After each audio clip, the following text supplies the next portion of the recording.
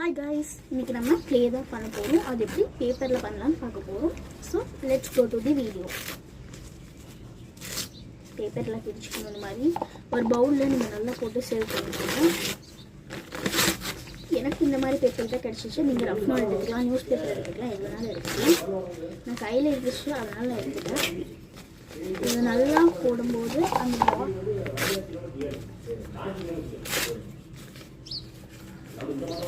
இந்த மாதிரி பிச்சு பிச்சு போட்டுக்கணும்.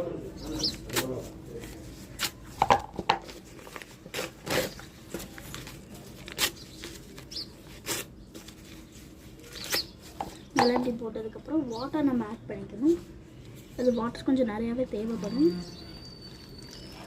அது ஊற்றுனதுக்கப்புறம் ஒரு மக் ஆஃப் வாட்டர் நான் எடுத்துக்கிட்டேன். அது நல்லா ஊற்றுனதுக்கப்புறம் அது நல்லா ஊறணும். அதுக்கப்புறம்